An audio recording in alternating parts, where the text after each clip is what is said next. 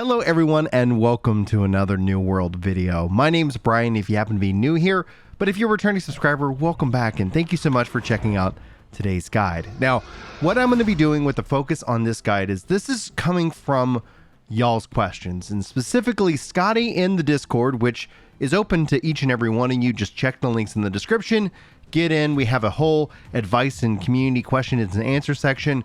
Honestly, it's a lot of fun.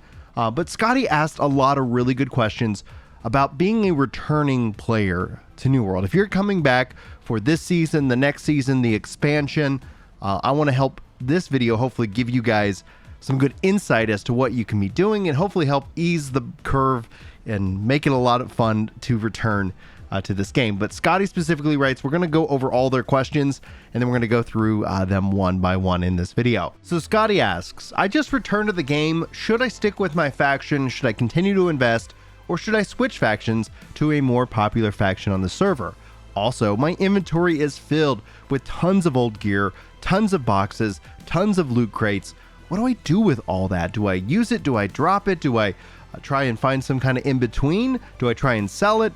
Let me know. And then also getting back into the game regarding my skills, what kind of content should I jump into to really kind of dust off the cobwebs? How do I reintroduce myself to the combat of this game so I can get into the right content so I'm not slowing anybody down? Also, is PvP important? Am I just kind of wasting my time by not flagging for PvP in the game? And what quest should I actually care about as a returning player? Then they go on to ask about gear specifically, and I'll toss this one up first. If you guys look at the pieces of gear that they're recommending, what happens when you have a piece of gear that has a line through it? It says 600, but it has this line dash through it. It's saying it's 554.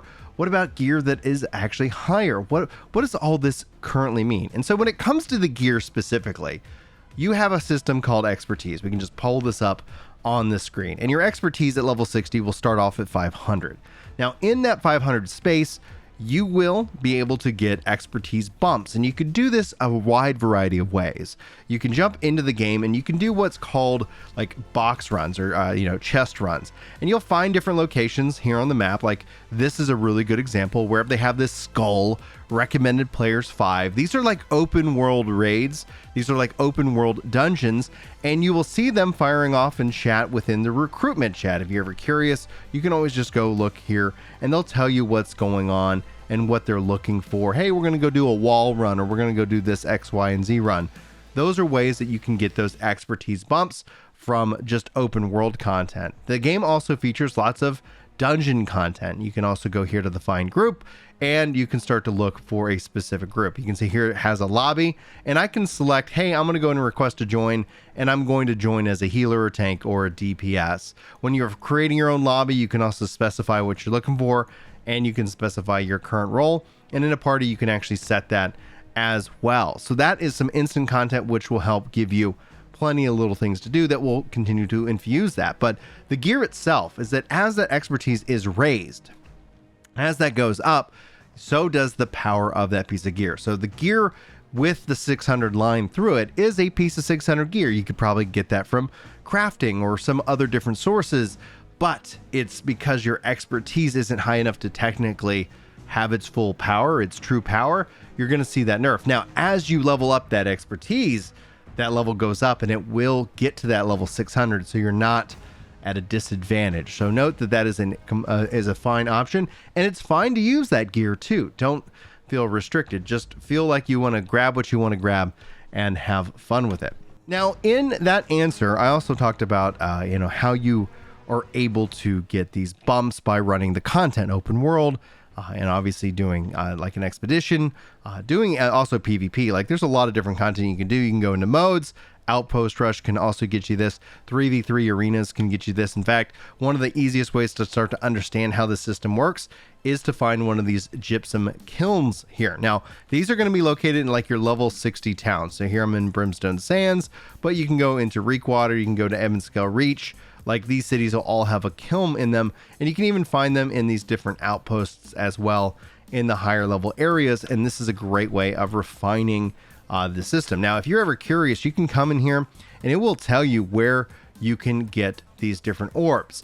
So this one is cast from obsidian, which if you hover over the materials needed, the obsidian gypsum will tell you how it's gathered. This one is gathered by killing and defeating level 60 plus open world elite bosses. Now you can get 3 of these a day, and so that's kind of important. Now at the time of this recording, that's the way it is, but they can always make adjustments. So if you want to check out your sapphire, this is going to be expedition boss kills. One of the things we've been talking about here on the channel is the expeditions themselves aren't a guaranteed win. You're not going to necessarily always go into the group and get a clear, and it's not necessarily a bad thing. The expeditions are really challenging content, and they add in their own additional levels, which makes them even more difficult. The good news is that by just running in and killing regular monsters, you're going to be getting expertise bumps anyway. So even if you're just kind of farming up to a certain wall boss that maybe you're struggling to clear, note that you can always just kind of re-queue back into it and run it a few times and continue to get that power bump. But just check on the different orbs and how to craft them, and you'll get the idea of where each of these items is needed. So like you want to run the level 60 corruption breaches, you can farm up various gypsum that way and you create these orbs. There's numerous ways that we can get orbs. We'll talk about the season pass here and other avenues just in a minute. But once you have the orbs, you can choose a specific weapon or piece of gear that you want to level. Now, everybody's going to have their own kind of take on it. You can see here I'm almost done leveling all my weapons to 600. I only have a few left, so that's what I'm going to invest it in. But before you even start investing in your weapons, whenever you change your weapon, if you're crazy like me and you're leveling all your weapons, you're trying to have everything unlocked, well, I would probably not tell you to invest in your weapon, because as soon as you get that weapon to a certain level and you switch off of it, you lose that expertise. Down here at the bottom, you can see your expertise and your gear score, and these things are going to be a little different. So personally speaking, I end up investing heavily on the left side of things, and then essentially focusing in on weapons. The beautiful thing is you can have multiple gear sets that now bundle this. Right now I am rocking my Fisher, but if I want to equip my healer set, I could do so, and you can see here my gear score, my expertise all goes up. And then once you hit level 600, you're going to get these beautiful things called umbral shards, and you can use those to boost up your gear score. So I can drop those into my helmet, and that's going to upgrade that. And now you can see my expertise is now 608, and stats are going up on this, making me all the more powerful for it. So that's kind of how you take it from 600 to 608 is with umbral shards. You get umbral shards also by the same way you get these expertise bumps anyhow. So if I go into here, let's say, I know I need to level up my my spear. Let's go ahead and grab that. And the nice thing is you will get seasonal XP by doing this as well. So that's a lot of fun. We're going to grab my hatchet. We're going to grab musket and bow. And then maybe I'll grab a few other pieces because that should feed me with the umbral shards. And with those grabbed, I can go ahead and start opening them up. Now, once you're at 600, you will be able to get umbral shards out of those casts, which is another way of helping to upgrade them. And you can see here, it's going to roll a random item for you. I'm going to go ahead and continue to open these things up and force up my expertise, which you can see here, I got a 4 bump from the musket itself. The bow here is going to give me a 2 bump as it continues to climb towards that 600, a 5 bump. And you can see actually pretty big ones, but now we're almost done with the spear. So now you can see it fires off all the different levels that it's going to tell me of what I've got, and I've continued to push up my expertise in all of these different categories. So that's going to be one of the ways of progression. Those orbs come from many different ways. To highlight how it also works on the season pass is you'll have various different orb collections fired on the season pass itself, so they'll allow you to go ahead and feed yourself plenty of orbs themselves. Again, like, they aren't at that rare, and if you're ever kind of curious about them, this is your focused progression, as opposed to the RNG progression that's going to be coming from all the different sources that we already listed by just kind of playing the game and running around and doing all these different things. Now, to the question of factions, in this case, if we pull up the map, you can see here, right now I'm a part of the Syndicate. I'm part of the Purple Boys.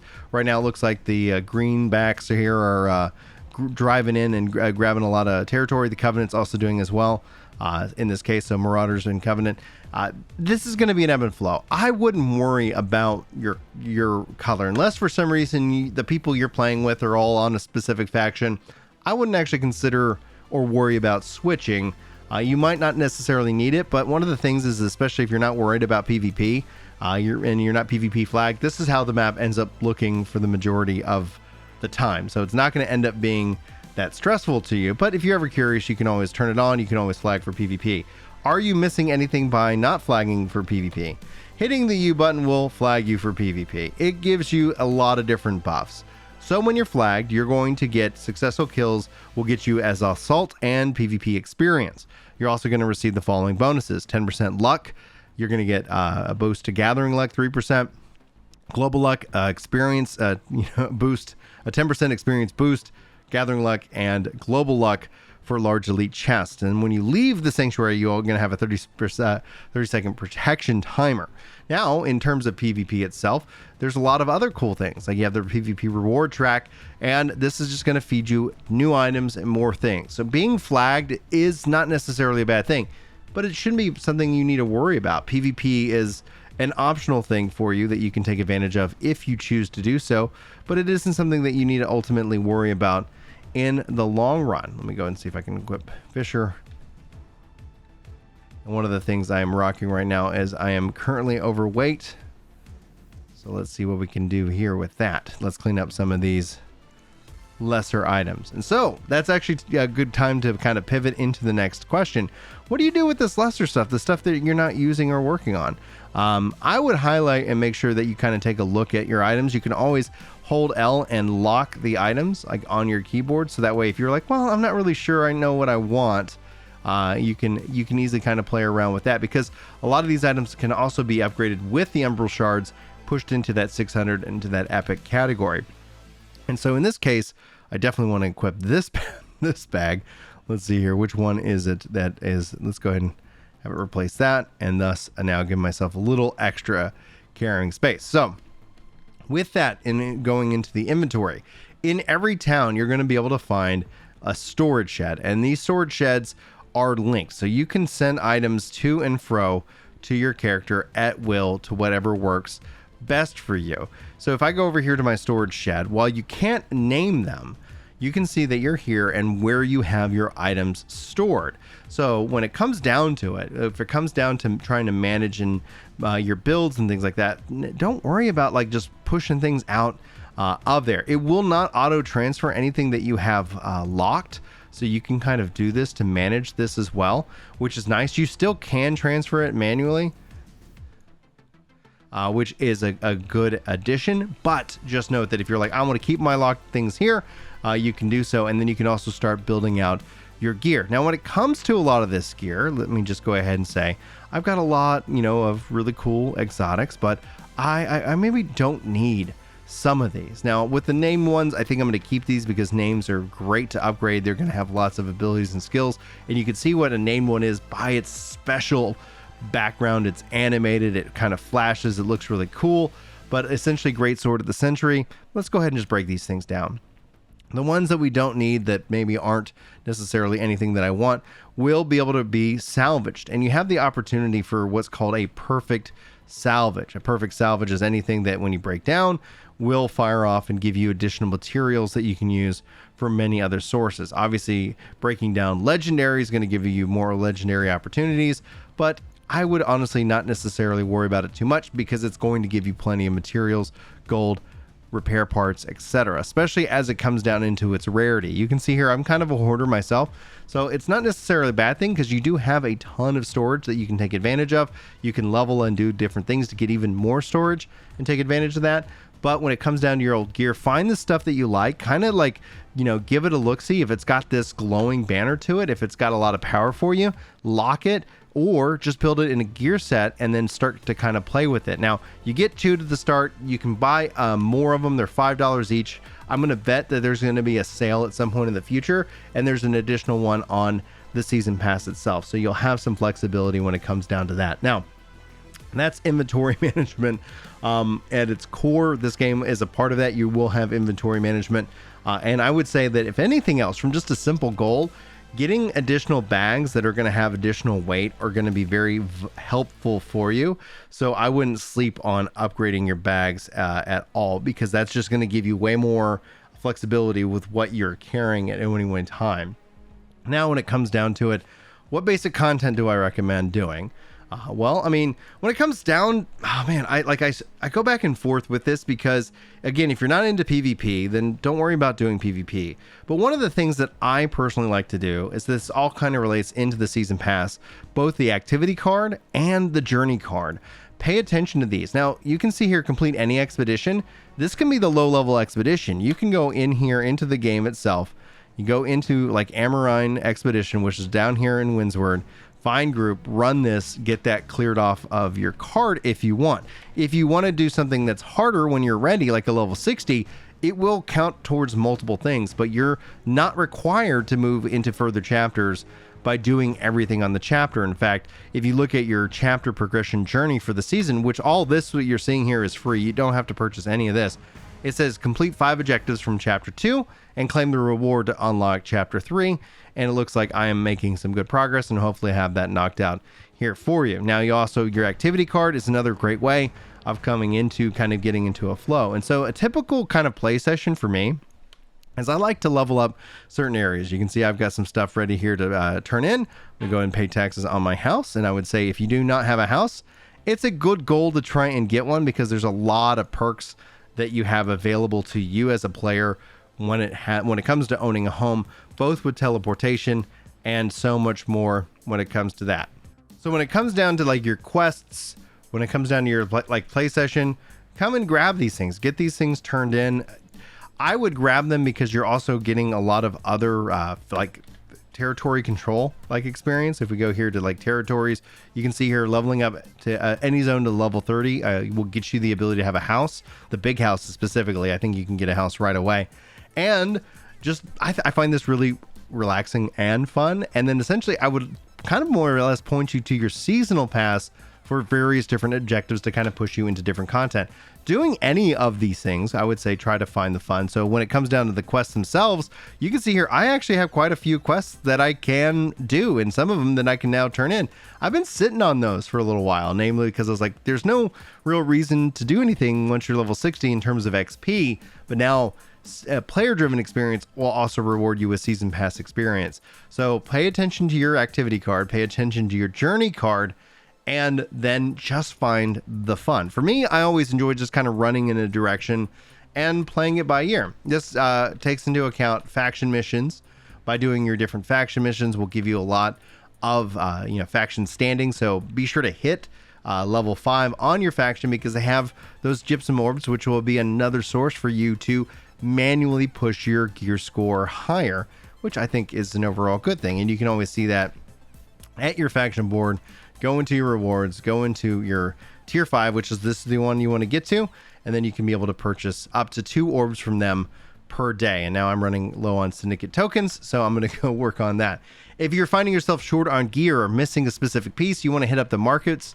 Markets can end up being kind of expensive. It really just depends on specifically what you're looking for. So as you go out and play, I always try to gather, I always try to get those materials to refine, and then I like to try and play the market, both in terms of providing it various different materials, but also listing things to purchase so that I can then either turn them around and sell them for profit or use them in crafting. So every little thing you do, I think, adds value, adds a little bit of experience. And now you can see my PvP protection timer has started. So find a zone that you really enjoy. Like, that's really kind of the best thing as a good warm up. Go fight some enemies out in the open. Don't be afraid to team up. Don't be afraid to check out the systems. Like, we haven't even talked about how the game has a whole music leveling system here now in the game that you can use by just kind of getting various different music, pressing your F5 key, and go into your song selection, unlocking various different songs, and literally playing a entire performance with it. So as I kind of wound out this thing, hopefully this answers your questions. And if you have any more, get involved and join in on the Discord. Sound off in the comments below, and I'll try to make you guys the best guides that I possibly can. Who knows? We'll see what happens. You guys will let me know how I did on this guide. And if you guys need anything, I'm here for you. Hopefully you guys enjoy your time in New World, and if there's anything I could do to make it better, just let me know. Anyway, with that out of the way, thank you guys so much for joining me today. Hopefully you enjoyed the video. Hopefully I'll see you in the next one. But until then, take care. I was doing so daggone perfect until I was trying to like figure out a way to wrap up this video. Anyway, guys, smash that like button, subscribe for more content, and I'll see you next time. Take care.